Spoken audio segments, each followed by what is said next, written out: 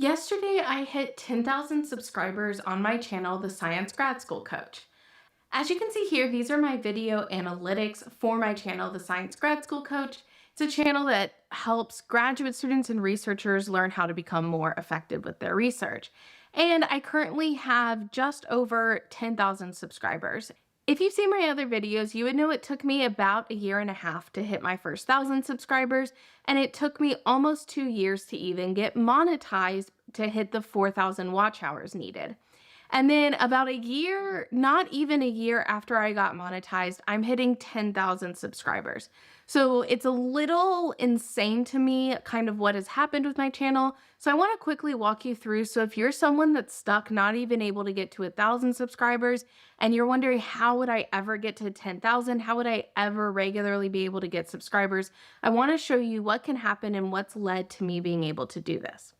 So the first thing I want to show you is my live subscriber count, and specifically I want to show it for the lifetime. So the lifetime of my channel starting all the way back in May of 2020, where I had 0 subscribers, all the way now to having over 10,000 subscribers in March of 2023. So less than 3 years to hit that 10,000 mark.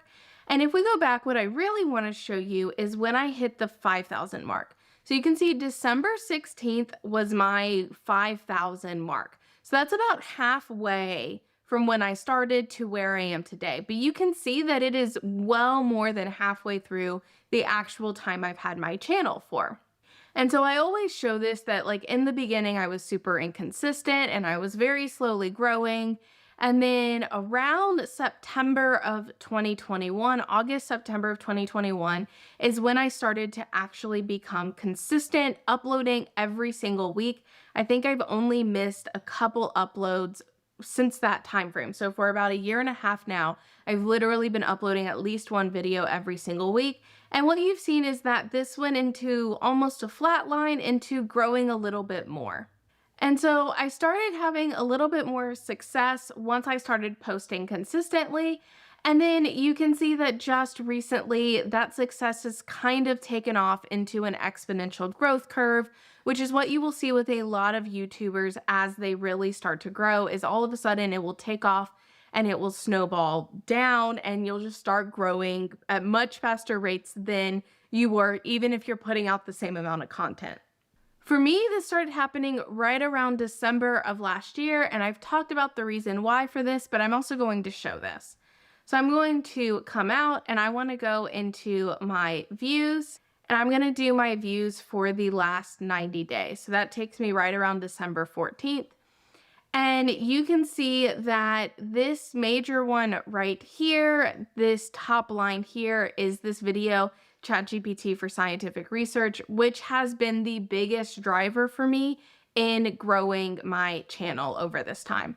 So you can see I published it, I think December 14th might have been when it went live, or a little bit, yeah, December 14th right here is when it went live.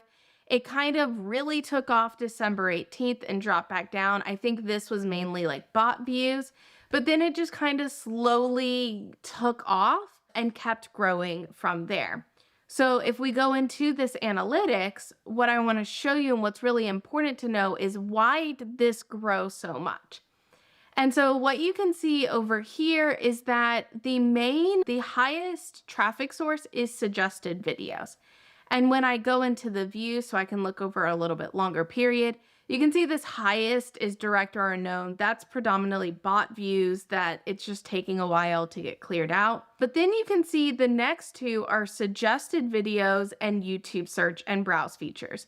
So I had a previous video that did really, really well in YouTube search, and it was the one that kind of gave me that slowly incremental increasing.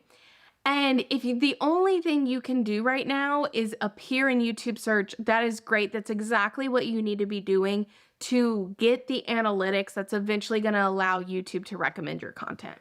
But where you're going to start seeing that snowball growth is when you have videos that are getting recommended through suggested videos and browse features. You can see that this one is still appearing very highly for YouTube search, but it's also appearing well for suggested videos this green line here is basically keeping up with the YouTube search and for browse features. And that's kind of trailed off a little bit. The browse features are no longer doing as well for this video, but you can see that it started doing very well initially. Now, if we take a different video, so I'm going to go back to my main analytics. And so we can see that I did another one on ChatGPT that is also performing very well. That one's also performing through browse features and suggested videos as well. And if we look at this one used to be the top performer on my channel. It used to be basically the one bringing me in the most traffic. If I go to its analytics, and the reason you can see there's a giant gap between the 21 and 16,000 to just this 4,000, you can see this is predominantly doing well in YouTube search. And in fact, if I go to see more in traffic sources, it is almost being entirely driven by YouTube search. The suggested videos has started to take off a little bit more, but it's still not doing incredibly well. The main reason this video is doing well is simply through YouTube search, which that's really the only thing you can control. If you can do your SEO, that's how you can start building up your channel. And then if you keep consistently creating content, it's likely that you're going to have one of those that YouTube is going to recommend. For me, it took almost 3 years of my YouTube channel to finally get a video that was being recommended for a long enough time to actually start massively growing my channel.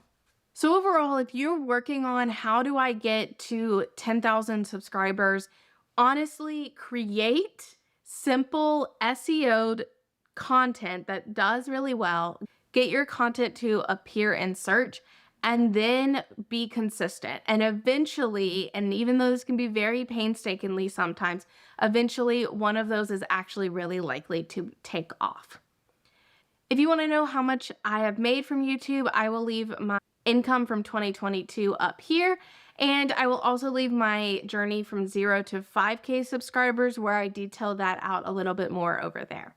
If this video was helpful, please like it and subscribe to this channel to learn more about how I run my business.